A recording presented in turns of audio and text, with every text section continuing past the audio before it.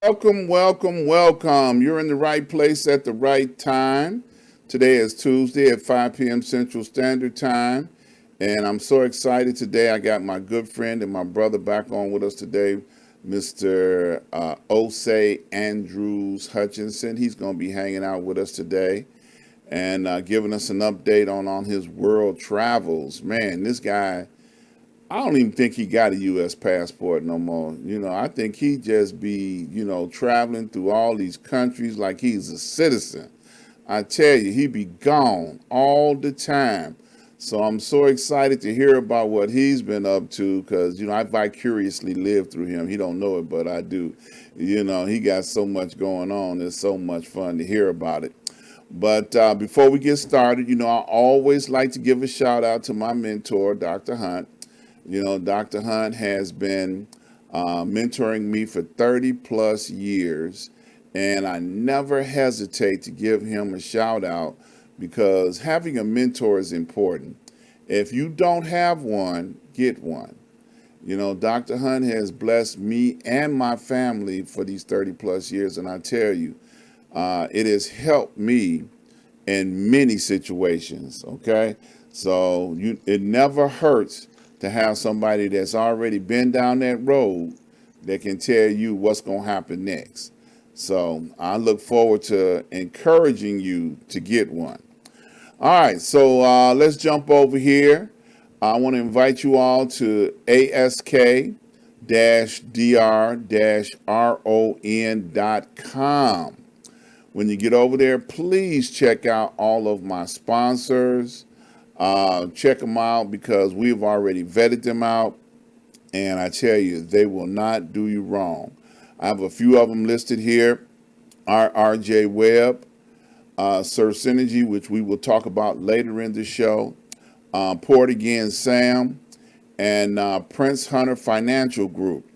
Now, the Prince Hunter Financial Group was on last week, and we got a chance to talk about what he does in great detail. And if you're interested in learning about the stock market, the Forex market, definitely reach out to him. He's given up 4 free classes.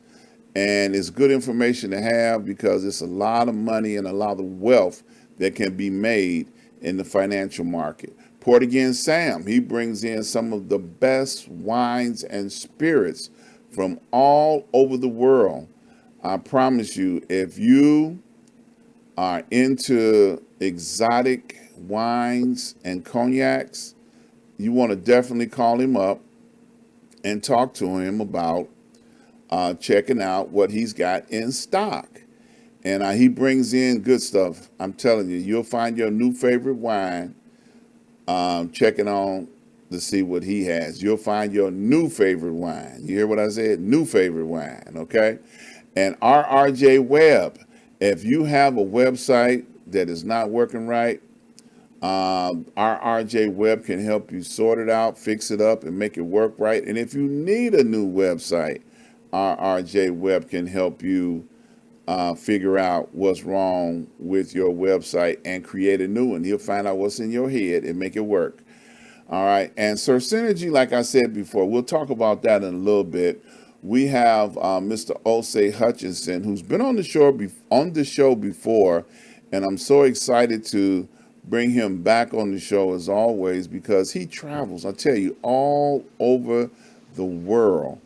And I tell you, he's out there working, he's out there socializing. See, I don't know nobody that's scared, that's not afraid to travel the world while there's still a pandemic going on. But he ain't got no problems. He didn't call COVID 2-3 times. He don't care. He didn't kick COVID 3 times already. So hey, hey man, what else can they do to me? So welcome back to the show, my brother. My brother, Dr. Ron, thank you so much. It is truly an honor and a blessing to be here with you again. Man, I always look forward to our conversations, man, because we just chop it up and we solve all the problems of the world. That's amazing. Man, that's it. That's it. That's what's up. Yeah. So, one of the first things I want to ask you, I know one of the last trips you just went on was to Paris. Yes, sir. And what's it like over there right now? I know that Man. is it a lot of COVID? Is it economy booming? What's going on over there? Well, let me say this first, right? So this is the first time I went back to. I was in two parts of France. I was in Paris for a couple of days, and then before that, I was in the where Champagne comes from, like the Champagne region. In fact, you can't call yourself making champagne unless the grapes are grown there and all that. So that I noticed. I looked at a bottle. I don't drink, but I looked at a bottle of White Clef, and it Okay. says California champagne. They had to qualify it, right? But so it's the first time I've been back there in 30 some years, and Wow. it's some stay the same, but Paris, man, we are all over Paris. I did not realize. I mean, when I was there 30 some years ago, I remember taking the metro and coming up in the hood and I knew I was in the hood because as soon as I walked up the stairs, I looked at this brother and he asked me, do I want to buy some weed? I'm like, okay, all right, I'm here. All right, I get it. But man, this time, Black folks are all throughout Paris. I mean, I loved it. Don't get me wrong, but it just blew my mind. I didn't realize how much Africa, and this is what, this actually was what came up, I think a couple of years ago when France won the World Cup, and some, the folks were saying, but is the team really a French team? Because there's all these Africans that are on there. It's all, former people from former colonies of France that are actually winning and making the difference, So that's one of my first impressions of going there for the first time in over 30 years. As far as COVID and everything, I mean, there's still, Europe is kind of similar in the situation that is going on here. And in France, in France, they like to fight. They get up and, burn stuff down and all this kind of. In fact, it was funny. We went on this bike tour around Paris, and our guides, who were two French guy, and he basically said, that's what we do. That's the culture. We get mad, we start burning stuff up, we chop heads off of statues and all that. I'm like, dang, he admitted it. I'm like, wow, he basically saying that what we've been saying all along is that is kind of their culture. And he said, yeah, that is, So they're dealing with COVID kind of the same way as we are now, where it's kind of light restrictions. You got to show vaccination proof and all, but people kind of wearing masks if they want. So it's kind of a similar situation there, right? That we're dealing with right here. As I mentioned, we were in the Champagne area first for a couple of days. One of the guys I hung out with when I was there 30 years ago, his family is in the champagne business. And so they grow their own grapes. They actually have what they call presseur. They actually press grapes and create the grape juice to make the champagne and the right blends. And they do that not only for their own small independent brand, but they also send juice and do juice pressing for, the brand names we know here, Moet and Tatindier and all these other ones. So, and he basically laid out this itinerary for us to kind of see that world. And I was like, man, okay, this is another world, and we happened to be there during the time when people were picking the grapes and getting them pressed. And it's like these 3 or 4 weeks, end of September, early October is like, heads down, doing the champagne thing. And that was really interesting to see. And then, putting in the context of, everybody thinks of France as ooh la la, kind of, area of love and romance, but you just see how hype can make all the difference, right? If you got a couple of 100 years and you got some, free labor and free resources, you can create whatever story you want. So Paris has all these monuments and everything. Half of them was stolen from us.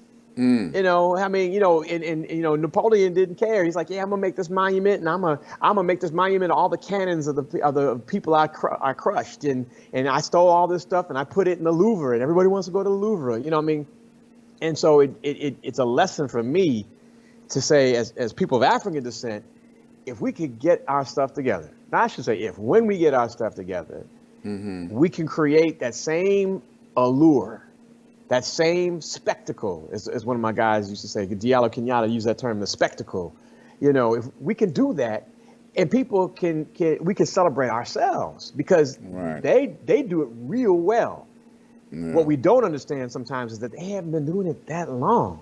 I mean, when you look at it in the big scheme of things, right, from human history, So that's one of the lessons I took out of being there.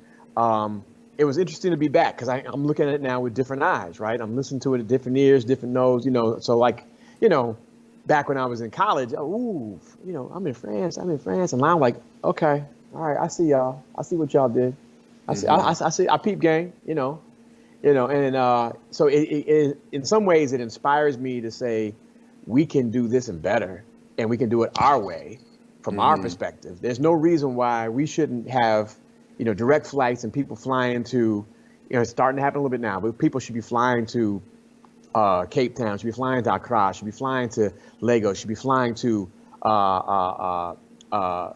capitals and big cities of all the continents. Not to mention going to seeing, because again, the Champagne area is a tiny piece of France, but everybody knows Champagne, right? In the world, right? Everybody talks about Champagne.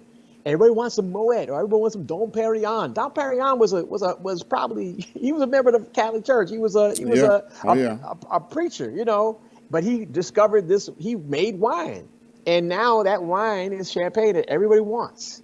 You're right. And paying an arm and a leg for it. Yeah, exactly. Exactly. Yeah. So I got a couple of questions for you.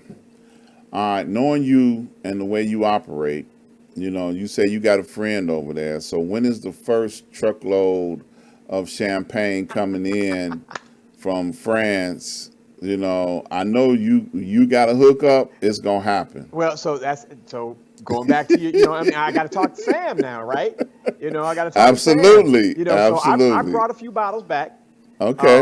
And I was like, they're a family owned piece, and they do their own. It's Barbier's son and father and son, and I brought a few bottles back. But you're right. I mean, we can definitely do that type of thing, and I can connect Sam to not only their independent piece, but also because they're part of the business. They're one of the families that does this, right? Mm-hmm. We can get the connect to one of the larger houses that they have a direct connect to. So that's easy to do. I don't drink, so it's not the thing for me to do. But I know that of course there's a market for it. I mean, people want, and if we can come from a perspective of, again, it's really creating that hype, right? If we can create a demand for something that I have champagne that nobody else has, right? I have Barbier's Père et Fils, right? Yep. Ain't nobody got that on their table or in their wine cellar, because I got it directly from the supplier, right? So that's something we could do and create. And actually, this is another piece. One of the things I talked about, because my guys, he has 3 adult children. His oldest he has two daughters and a son, and the 2 daughters were basically taking care of us while we were there. And like I said, they laid out an itinerary for us to see the houses. I mean, the champagne houses, to get the tours in the cellars, to do tastings. Again, I didn't partake. Get some of these restaurants. I mean, there was some fabulous restaurants we ate at, and I was like, man, y'all got a little hookup here. People love this ecotourism thing, right? Mm-hmm. And we could set up something. I'm talking about you and me, Ron. We could set up something where we get folk on that track, right? Hey, you want to spend the week in Champagne country, or 2 weeks in France, 1 week in Champagne country, 1 week in Paris? We got all the connects. And all right, now we can lay it out. Don't make me start thinking about doing some stuff. I think it's a winner. Yeah. Now, I remember, decades ago, that when people went to France, the majority of the black population was hanging out in what they call the French Quarter. That was the musical district where black entertainers were performing and, making their, what they say, cutting their teeth if they came from the United States over to France. Are they still doing those types of things now, or no? Well, yes. I mean, in some regards, right? So that you're talking about in France, it's called the Quartier Latin, the Latin Quarter. The French Quarter is in New Orleans. Right. But it's basically modeled after that same concept in Paris. Right. But like I said, you'll see much more, and that's what I guess I was speaking to. You'll see a little term, ubiquitous. You'll see black folks more ubiquitous in the society. I mean, Paris, just take us out of it for a second. In general, Paris is a true international city. You walk down the street, you on the metro, which is like the L here, right? CTA here, but it's much more efficient, much more, and I would say cleaner necessarily, but it's much more efficient. You hear and see voices and smells. I mean, not necessarily funky smells, but the spices and everything of all over the world. So that's really the difference I'm speaking to, is that I didn't have to go to one part of Paris to see black folk. Black folks was everywhere, Everywhere. in every aspect, Okay. So I don't know if it's still that niche thing where, I mean, because things have changed here too, right? Why did Richard Wright and Josephine Baker and all of them have to run there? Because they weren't getting no props and pub here. Absolutely and no right. respect. Yeah. Now we still ain't getting that, but we're getting a little more than what we got. So, there's more folks that are making it successfully right here. So there may be not as much of a draw to go there. On top of that, you have this perception, I say a perception, that people think, well, people in French are rude, in Paris they're rude. I haven't had that experience personally. Now, maybe it's because I wear glasses, I'm yellow, I don't know, and I try to speak the language. You say light-skinned people all over the world. I mean, I don't know, but I'm like, I think there's a lot of opportunity, and this is what I'm on. How do we make those connections to do some of these things, right? Gotcha. One of the things we were supposed to do that we didn't do, and this might be part of that black tax conversation. We were supposed to do a tour of Black Paris, and I was like, wow, man, they got a Black Paris tour. That's all. We need a Black Chicago tour. We ain't got that. Not formalized, right? Right. So I would say that there's still an opportunity for folks to do things. But I think that the opportunity really, we can transcend just having to do kind of the things that we get pigeonholed in, and look at it from a broader perspective, more holistic perspective, like this Champagne tour I'm talking about. Man, I think we can get a lot of black folks, middle class black folks, to say, yeah, I would love to do that. I mean, one of the sisters that was with us, my wife's good friend, she's like, I want to go pick the grapes. And I'm like, you on vacation? You want to go pick grapes, really? She's like, no, I want to go. I'm like, she's like, yeah, I want to go pick the grapes. I'm like, okay, all right. But I'm thinking, man, I bet there's some other folks who probably like to come over here and pick some grapes and say they picked some grapes in Champagne country and made some champagne.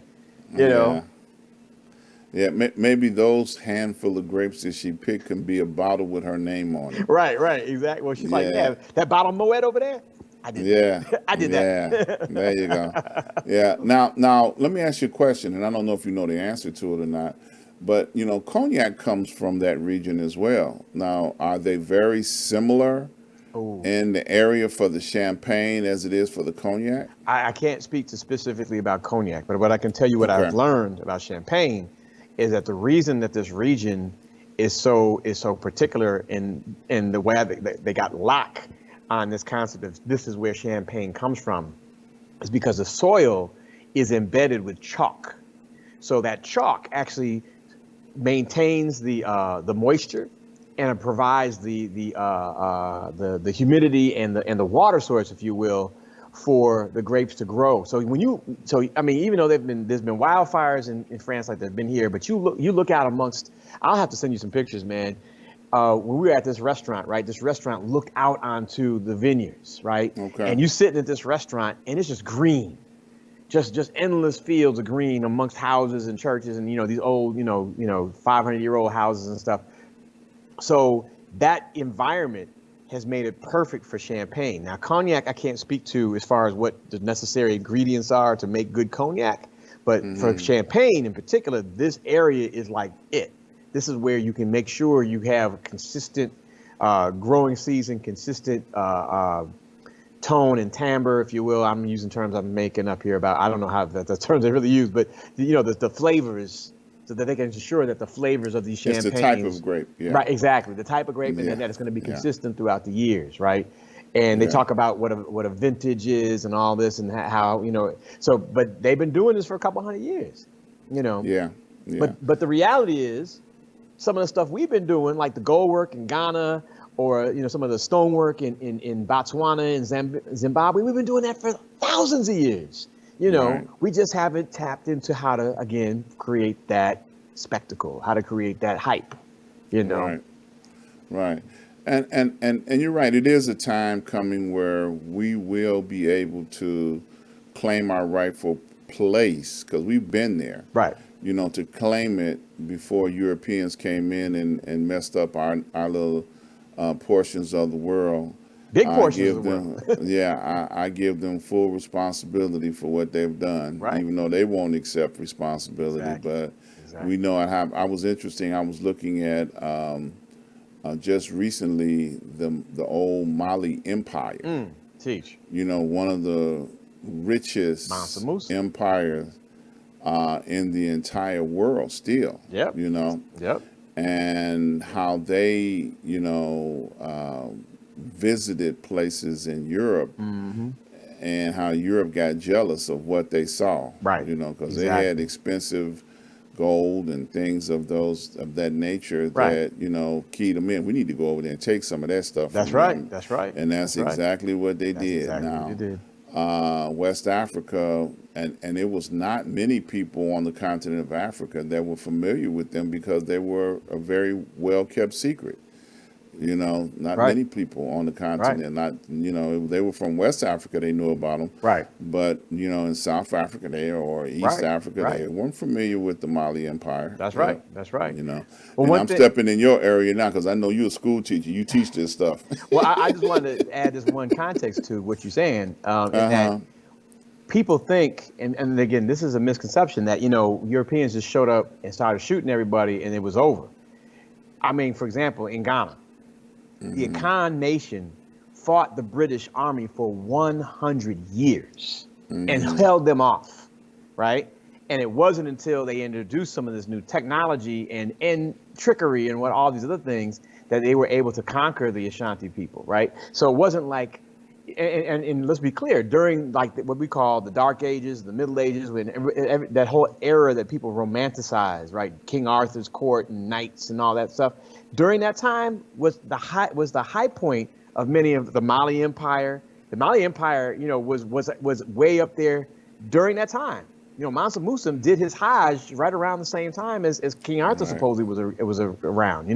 And we were talking about structured together societies that had lasted hundreds of years, right? Yes. And people get it. People's like, well, yeah, Africa just fell. No, it took a long time to beat down Mama Africa.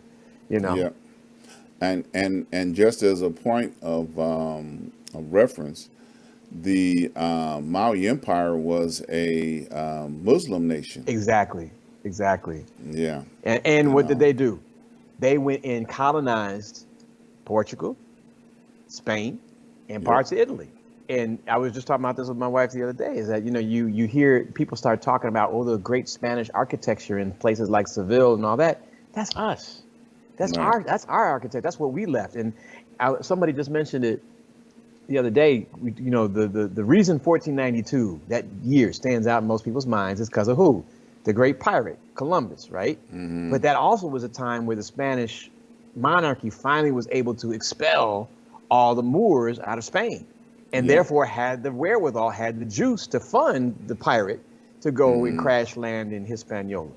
Right. And that's the story that we got to understand, right? Yep. And they fighting today in Chicago. This is interesting. You should say that. Yeah. The Italians that are in Chicago are fighting to this day. To keep that statue. And trying to get the statue back put up because Lori Lightfoot took it down. Right. She like, look, we're not gonna sit up here and waste the lives of police during the Black Lives Matter. Right. Trying to defend, what you call him, a pirate.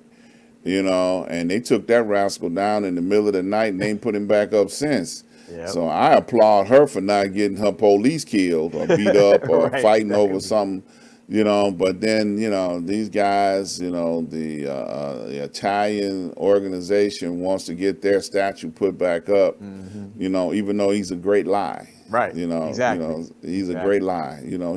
How you gonna discover something where somebody was already living when you got there? Yeah, and then tried to kill them all. And they did a pretty good job. Yeah. Bringing illness and disease, and it was the history of Europeans going places where they didn't have no business being, because when they came off them boats for being on those boats for long, they were sick. They were sick and carrying all kinds of mess with them. Scurvy and everything else. Exactly.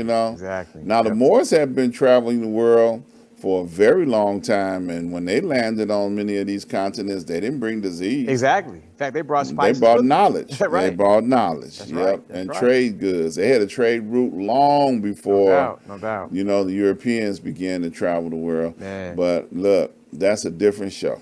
I want to just put it out there, man, to our viewers and listeners, man, that, you know, I always try to use popular culture references, right? And the story of Robin Hood, you know, the traditional story of Robin Hood was Robin Hood and his merry men, right? You know, and they're in the forest, you know, hanging out and fighting the sheriff of Nottingham, But a couple of reinventions or retelling of that story, and the one that I always reference, and I don't know if I mentioned on a previous show, was the version with Kevin Costner and Morgan Freeman. And Morgan Freeman was what? He was a Moor. He was a Moor, you know, that's and right. he brought, like you said, he brought science, he brought knowledge. Yep. And all these, you know, folks who've been living in squalor in England were like, wow, how did you do that? You must be a magician. He's like, no, this is what we learned in grammar school. What you talking about? You know, let me show you how a telescope work, you know. And they were like, the scene I love, man, you know, Kevin Costner puts the thing up to it. He's looking at somebody running at him. He puts up the telescope. He's like, whoa, he's like fighting at it, you know, because he thinks the person's right up on him. Right. The dude just laughed. I'm like, no, they're hundreds of yards away. You know, he's like, how did you do? You know, so that whole concept, again, of understanding our story and how it plays into some of these other stories that have been, their stories have been romanticized. And we want to be like King Arthur. We want to be like D'Artagnan. Made them the heroes. Right, yeah, not D'Artagnan, but you know what I'm talking about. Right. D'Artagnan actually was our story. That was, you know, Dumas and the Three Musketeers, you know. Yeah, the French, yeah. You know, it's interesting. You talk about old movies. There's one that always sticks out in my mind. I'm a little bit older than you, so I probably can remember a little bit further back sometimes. There was a movie called Lawrence of Arabia. Yes. What was his name? Laurence Olivier, was it? Laurence Olivier. Right. And Omar Sharif. Right. And I remember when Omar Sharif was checking Laurence of Olivier, because he was talking about how the English were so intelligent. And Omar Sharif told him, he said, look, we had, you know, indoor plumbing and running water in our homes, while you all were still living in caves, and still didn't know how to clean yourselves. I was like, man, that will always be something that I remember for eternity. No doubt. You know, because the Europeans really believed that they brought civilization, you know, to the world. No doubt. Impossible. Right.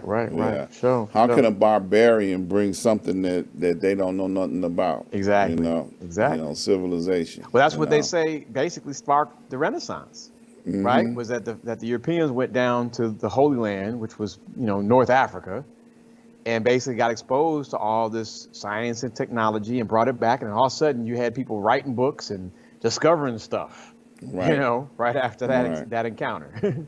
Yeah. Well, the Hebrews and the Greeks had the oldest language on the planet. So how you figure that one out? Right, exactly. When you had hieroglyphs and all that thousands of years before they even existed. Right. They had schools and universities, and, you know, when they translated, you know, tribal information, they translated it from or into, you know, Hebrew and Greek. Right. You know, those are some of the oldest translations that they can keep up with. Right. So then you got Arabic, which is another, you know, ancient language. Right. You know, so we ain't gonna get into that because I'm not a scholar like you are. You know. No, I'm a lifelong learner, bro. Yes, sir. Yes, sir. Yeah. So, you know, we were just talking before the show started. Let's give a shout out to the school you work to. Yes, sir. Yeah, well, Village Leadership Academy. What's going on with the school? Yeah. Well, Village Leadership Academy is back in session, just like everybody else. You know, finally gotten out of the mask era for the moment. Hopefully that'll last for a while. We can keep on moving. I started in comparison to CPS and a lot of other school districts, started a little late. Kept on the same schedule that had been followed prior years, which was what CPS was doing, which was starting after Labor Day. But in full session, in full swing. trying to make sure we can, the school is pretty much full enrollment and are hoping to redo, not redo, but, kind of bring back the things that we haven't had, right? So one of the things that our students have always loved since its inception was this thing. They have a pajama party, basically, where kids sleep overnight at the school and have a dance party, have games and stuff like that. So somehow or another, I get pulled in to be the DJ. I don't know, and they hate me as DJ because I'm like, I ain't playing none of that ratchet, none of that trap, none of that, And they're like, play the clean version. I'm like, beat that with the and the and the no, I ain't playing this, So, but yeah, bringing some of those things back. Hopefully, we'll see. Possibly, it may not be this year, but next year, looking at doing the international travel with the students. Before the pandemic, the goal was to go to Rwanda. And Rwanda is a spot I've been hearing about and need to see for myself because folks are saying Rwanda is Wakanda. They're doing the innovation that's happening there. The fact that they were able to, deal with this terrible, horrific genocide back in 1994 and 25 years later, they just celebrated a few years ago to say, look at how much we've done and how far we've come. Still got issues. Every place got issues, but the stories I'm hearing coming out of Rwanda, I'm really excited about, and I'm hoping that becomes the next thing that the Village Leadership does for its World Scholars Program. Again, I don't know if it'll be this year, but it'll definitely be within the next year and a half, 2 years. So things are moving. I'm doing my leadership development class. In fact, I got class tomorrow for the middle school students. I'm sure that, I feel like Jack Nicholson's Joker, wait till they get a load of me. I'm going to be pushing some stuff that they haven't heard in the way that they haven't heard for a while about how do we step up and be leaders for our communities. And it has to start with how we're going to change ourselves, how we're going to push ourselves to be more responsible and accountable. That's what Village Leadership Academy is trying to be about. How do we create what we need within our own context from our own perspectives, right? From our own worldview and understanding of the universe. Yeah. Yeah. Now where are y'all located at now? Because I know you had to move out of Wabash, right? No. Okay. So we expanded for a little while, right? We did expand, but the school is still in the same place it started. So we're still in the River City building at Polk and Wells, 800 South Wells. For a couple years, it expanded because we were getting bigger, and we expanded and had what we call a upper campus over on Roosevelt and Morgan, which is a spot that was owned by St. Ignatius High School. That was always seen as a temporary spot because they were going to build something. They built a whole sports complex over there now. Then the hopeful next piece is to actually expand into a larger facility to have everything from basically 6 weeks all the way through K through 12, right? So kindergarten all the way up to 12th grade. That's in the space that it's in now. It's not suitable for that. So hopefully that's going to happen within the next few years, and really take it to that next level, so that it can be a really true pipeline, if you will, of youth development, education, and leadership development. Mm-hmm. Now, I remember quite a few years back, you guys had a architectural drawing of a facility you were going to build. Is that still on the drawing board? Or? Probably not that. And that was the space that they were looking at for that was the over by the Illinois Medical District, literally right across the street from Juneau Detention Center. So that, hey, you don't make it here, you might end up over there, that type of thing. Right. But yeah, that's probably not going to happen that way. I think the concept is at this point, looking at something that's already built, maybe an old school, unfortunately, because of Renaissance 2010 and all that madness that Mr. Emanuel did. We have a number of buildings that are still vacant in various states of disrepair, repair, or whatever. So those are great concepts, and I think that's really what has kind of still pushed us along, is that the concept of changing the paradigm, right? What is it that you want to, be the change that you want to see in the world? That's the quote that's always attributed to, I think it's Gandhi or something like that, which is not true. But that's the concept, right? Is that if you want to see a different world, you have to conceptually build it, right? You have to say, what is it that you want to see? So that's where that came from. And I think that's still that same impetus is still there, but it may not take the form of those drawings, which I still have. I keep them on my phone as a reminder, that this is what we were talking about, Right. Yeah. So you have a different concept now. I think and I'm real clear. I only work there. My wife runs it. It's her school. Hey, you sleeping with the boss, okay? I hear you, bro. I hear you. But it's funny. They come back to me and they say, yes, we ran into so-and-so. And they say, yeah, Osei school doing so great. And we're like, but it ain't in school, really. I mean, and I own that. That's fine. Because, I have influence. I'm an influencer, right? But I don't have the power, so I got to get permission to do anything I want to do. I got you. Yeah. But I support, of course. Of course, I'm gonna support my wife's thing, right? Absolutely. So, yeah. Absolutely. She gave you a job. That's right. Hey. Hey, and as we were talking earlier, you got to report to work tomorrow. That's right. I got to report to work tomorrow. No doubt. Got to be. So now, I know that's right. So now, I know you haven't talked about it in a while, but what about a brief update on the candy business? So. Good question. I'm actually going to be going to Ghana, as you were talking about how much I travel, and this is Rotary related. We're going to be doing a cultural and service tour of Ghana and Sierra Leone. Sierra Leone because a couple of our members their families are from Sierra Leone, and we've actually built a library there, and so we want to actually see it, touch it, maybe paint it, do an official ribbon cutting, dedicate it. Sierra Leone is a little bit off the map, and it's in a village in Sierra Leone. It's not in Freetown, which is the main city, the capital city. So while we're there, we're going to go through Ghana, and this chocolate connection was through Ghana. So I'm hoping that I can connect with the Addison sisters while I'm there, put in an order, and be able to bring that back, so that we will have some fresh chocolate, and we will be able to continue to push the culture. So I'm going to be talking with them hopefully in the next week or so, because we're going to be going sometime in the next month and a half or so. So I hope to have a report and actually some product, Next time you come back. Yeah, by the time the holidays hit, yeah, definitely. Okay, and, good. I want to make sure we keep that in people's minds that we can, yes, we can. That's what Obama said. Yes, we can. We can grow the cocoa. We can produce the cocoa, refine it, make our own chocolate, and get it into the hands of our people. I see champagne and chocolate. There you go. See, you see in the equation, the future. Man. I see it. I see it. So I know you mentioned Rotary. Yes, sir. So let's talk about that. What's going on with Rotary? Oh, let me just give everybody a testimony about Rotary. Yes, sir.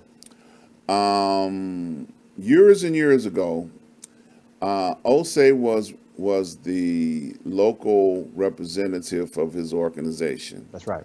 And one of their projects that they used to do every year was like a no crime day.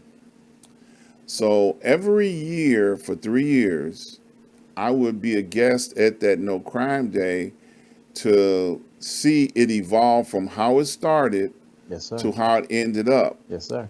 And then he got promoted, and it was no more no crime day. Because nobody was able to pick up the mantle and keep that going. But there was a lot of networking and a lot of, evolutionary process that that took part in that. Right. And that I was a Rotary sponsored event. Yes, sir.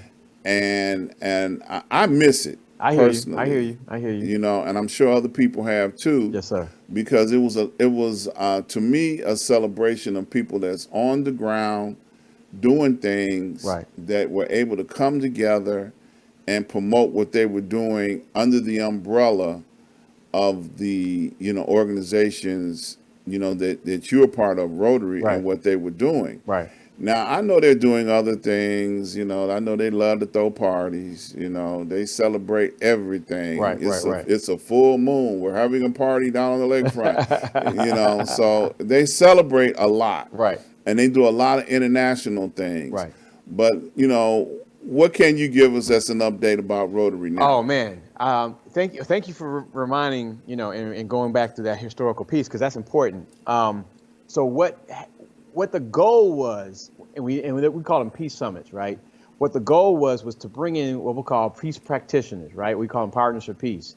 and bring them together, talk shop, right?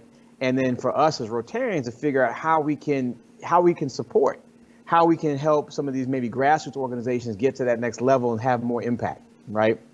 How we can learn as Rotarians what we can do, in our communities and working with other communities. So it's sowed the seeds for a lot of stuff, which I want to really honor.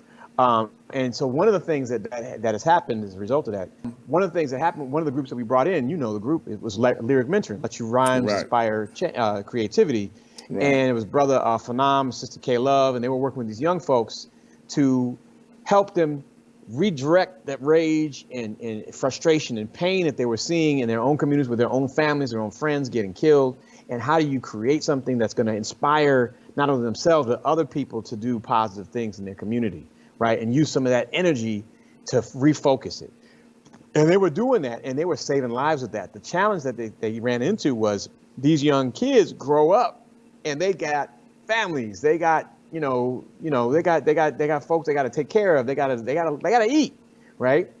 And so that was the concern, was how do we now deal with the young adults who have learned these things and gotten these skills and all that? How do we give them the ability to eat, right? I mean, basic stuff, right? Mm-hmm. And so Phanam kind of ran with that concept, and me pushing them and being there as a support, say, okay, if we can fashion this the right way, we can get you some real resources to take that thing to the next level. So that's what he did. And so we finally, in 2018, put together a proposal for a Rotary grant. Now, most people don't know this. Rotary is a service organization, but it also has a foundation. Foundation has assets of about $1 billion. And those $1 billion are not, you don't apply to them like the MacArthur Foundation, the Ford Foundation. You have to be working within the context of Rotary. So we partnered with what he was doing, and he created an organization called MC School.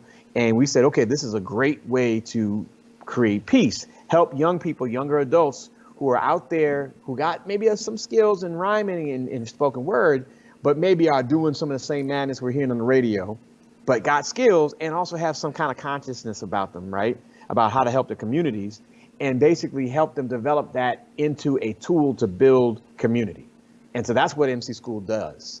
And as a result, we were able to get Rotary clubs in Nigeria, Rotary clubs in Canada, and of course throughout the Chicagoland area to chip in. And we raised $50,000 for them to be able to do some more impactful work and give them a way to eat, for a certain to a certain extent, and to help them build their skills. And then with that grant being honored or presented, they were able to use that and leverage that and say, hey, look we're actually doing work that's recognized. Rotary said we're worth, this, we're doing this. And so as a result, they've actually been able to create other spaces to do some of that same work through other organizations like Iman, the Firehouse Community Arts Center, and a number of other ones. And they're getting recognized. I mean, and I pushed for this real hard. The Rotary magazine highlighted them in their magazine, the International Magazine, in February. And they got 500,000 people to see their work. And so people have literally been calling since February saying, hey, can we maybe have them come to our community and help us work on a violence reduction program? So the work of what we saw in the Peace Summit is now kind of filtering out through, and this is just one example of it. I mean, there's been other examples as well. And so I agree with you. We do need to do that again. And there's actually discussions about how we can do that again. And so since that time, like you said, I got promoted. Other people got promoted as well. And so one of the main conveners, you met her, Pat Merriweather, she's now sits at the big table. She sits at the international table of Rotary. She's an international director. And so she and I are kind of pushing the same piece. So next year, we're going to host a big conference here in the Chicagoland area. And Dr. Ron, you're going to be a part of it. MC School is going to be a part of it because about 600, 700 Rotarians from throughout the Midwest, from Minnesota all the way down through Texas, are going to be coming to the Chicagoland area. And we need to show them what we're doing here and how they need to support some of the work that we're doing right here on the ground. So it's cascaded, into a different format. But I agree with you, definitely, that we do need to do another Peace Summit. And we need to revisit some of those things because there's now other organizations that have come together. There are people who have benefited from those organizations because that was 2012? That's 10 years ago, right? Yeah, 2012, 2013. Was it that far back? Yeah, it's that far back, bro. Yeah, wow. 2012. Yeah, so that's kind of where we're at now with that particular initiative. Couple that with and this is MC School played a part in this too. Couple that with what happened during the pandemic. You had the assassinations of George Floyd, Breonna Taylor, Ahmaud Arbery. And because people had, I'll say, disposable time on their hands because they couldn't go to work or they lost their job, people got mad. And all over the world, people were saying Black Lives Matter, which had never happened before, right? Not even during the Black Power movement. So now you have this push to say, all right, we can't do business as usual like we used to. Forget that mess. So how do we now leverage some of that? So within Rotary, we're pushing, right? This year, first woman president of the international organization in 118 years. First woman ever as international president. We got we got one brother on the board, but most of there's only been brothers that have been sitting on the international board have all been from the continent of Africa. Never somebody from here. So we're pushing those and we're asking the question, why is that? Right? What is it? What are the inequities? We talk about equity. What are the inequities that exist within Rotary that allow that to exist? And how do we either combat that or make sure that more people who are kind of just on the cusp can have that type of impact and have that type of access and again push issues and concerns from our own communities? That's where we're also pushing at the same time. And I'm part of that along with a number of brothers and sisters here in this area. We've created some informal networks of brothers and sisters around the country. And then of course, we connect to our brothers and sisters on the continent, but part of that challenge, and the reason I kind of chuckled, is because unfortunately their experience, let's be honest, their experience with racism with white folks is different than ours. We got it firsthand or first back, first lash and all that. They kind of got it indirect. They heard about it. They heard about it, and colonialism. They experienced, they experienced it, but from a different perspective. So, you talk to some Black Rotarians, and they're like, "Yeah, I never had an issue. I never had a problem with white folks. Never had a problem with racism." And I'm like, "Okay, well, you ain't felt it like we felt it."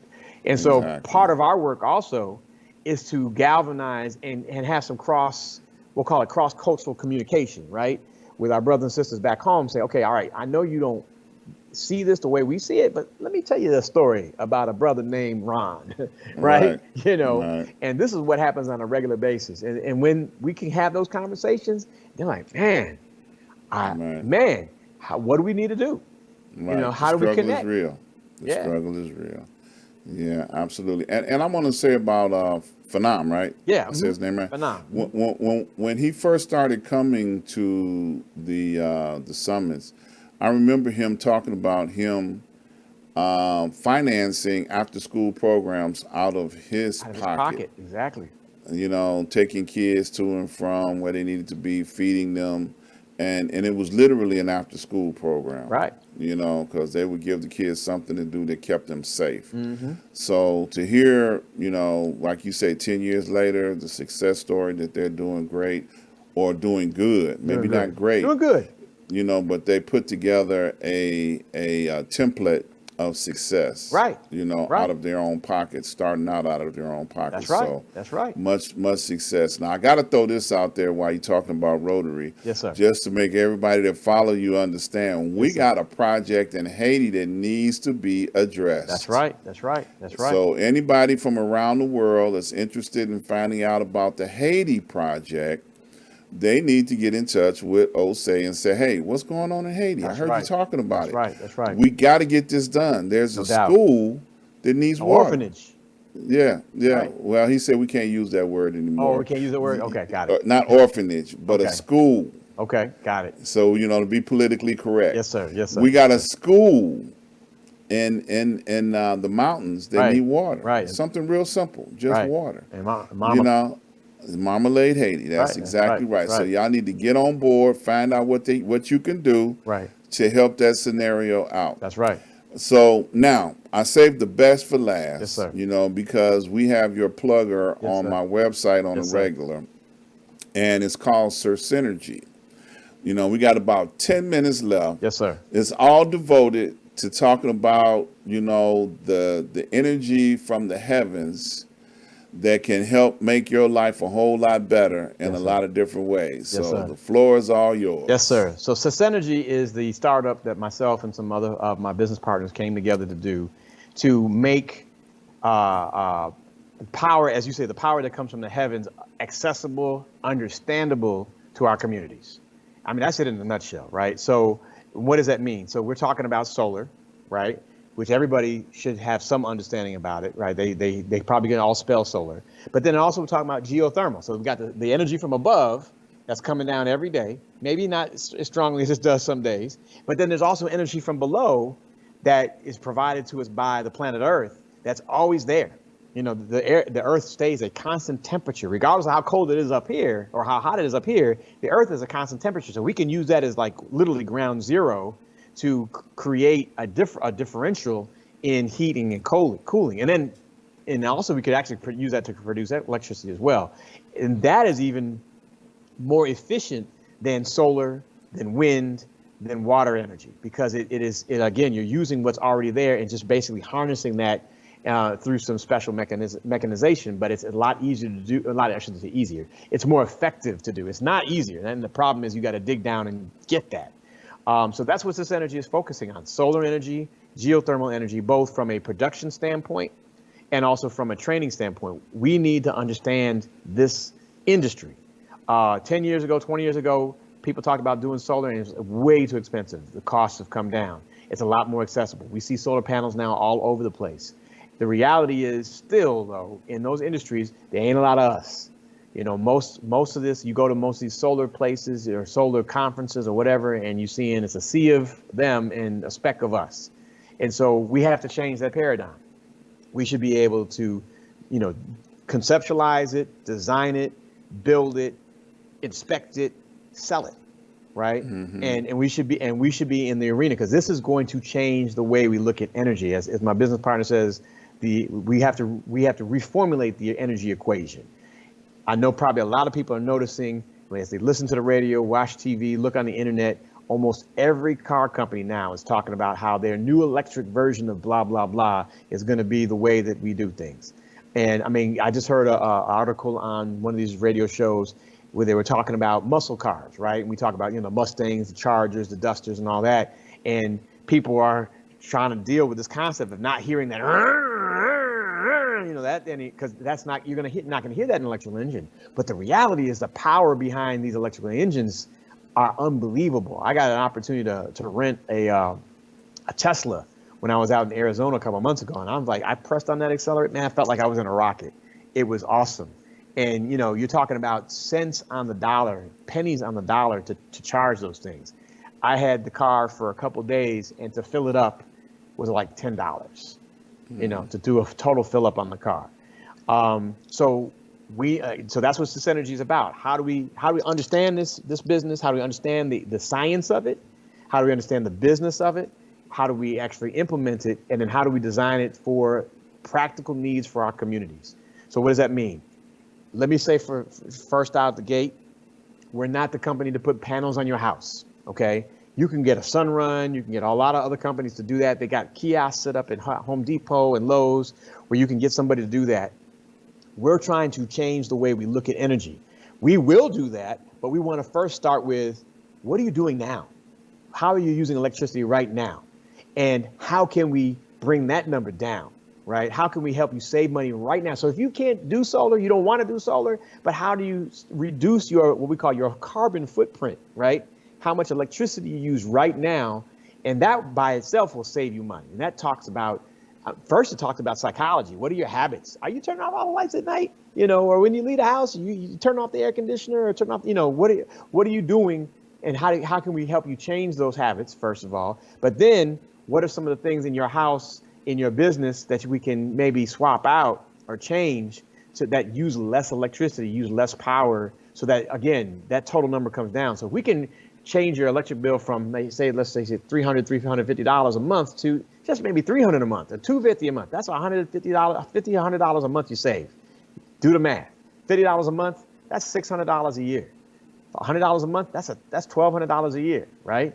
So if we can do that first and help you do that, and we have tools to help us do like what we call on-the-spot snapshot assessments of what you're doing. We'll obviously look at electric bills, but then we also have tools that help us look at long-term how you're using electricity over time, right? And how we can maybe help, create some smoothness on that process. Once we've done that, we've shrunk that number. Because we shrunk that number, if you want to do solar, that'll bring that number down too. How many panels you need, right? How much equipment do you need to actually have solar on your house or in your business. And we're not coming from actually a traditional perspective of solar. Again, the sun runs and these companies, they'll sell you panels and sell you the equipment behind it to power your appliances, but most of them will not sell you the concept of what we call autonomy. How do you say, I want to be able to be independent of ComEd or whatever your supplier is for electricity for so many days, so many hours, or be independent from them totally, and so those are the type of equations we want to help people devise. And then, the conversation you and I, Dr. Ron, have had about how do we also look at a possibility if we have access to, for example, to land, how do we maybe even earn an income, right? Because the reality is with all these electric cars coming, with all the devices we have, the demand is only going up. The demand for electricity is only going up, and ComEd can only build so many power plants.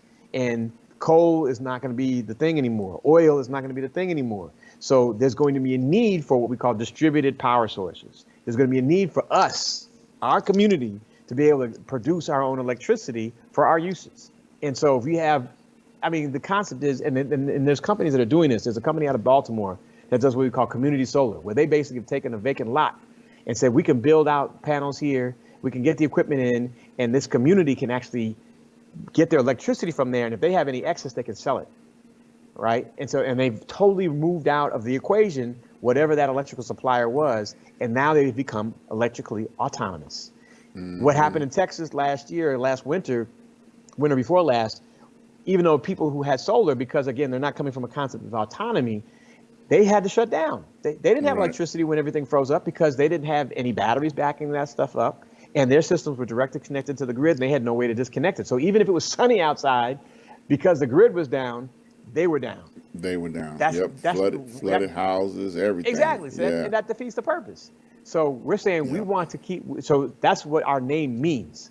Sese is a Ewe word from Ghana, which means power or empowerment. So we want to empower people with energy. We want to be able to empower people with their understanding and use and production of energy. And that's what we're about. Absolutely. So you can reach out to Osei on his website, sirsynergy.com. There is a number there. Whether he'll answer it or not, I'm not sure. I always return my calls. I return all my messages. There you go. And you can get more details about everything that we talked about today. You can get in line for champagne. You can get in line for chocolate. I'm waiting on them to say we got a travel company coming up. R&O Tours, man. I just came up with R&O Tours, Ron and Osei Tours, man. Let's there do you it. go. Let's do it. We're gonna make something happen. Man, I'm serious. Look, now I know you're also doing other broadcasts, on VON with Dr. KK. Is that a regular thing? Yes, sir. So that's called Straight Talk Radio. We do that from 7 to 9 p.m. We have the first hour is usually local politics, local issues and affairs. And then the second hour, which is what I play a part in, I'm a co-host of that part, is our Africa Hour. We talk about how do we get the diaspora in the conversation, whatever the conversation is, from energy to looking at our culture and our language, our history, our religion, whatever it is. But how do we make it part of the family conversation, not just on the continent, not just here in the Black community, but the total conversation?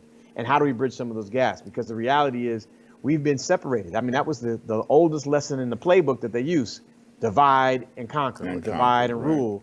If we can find ways to come together, we might scare a couple folk. There you go.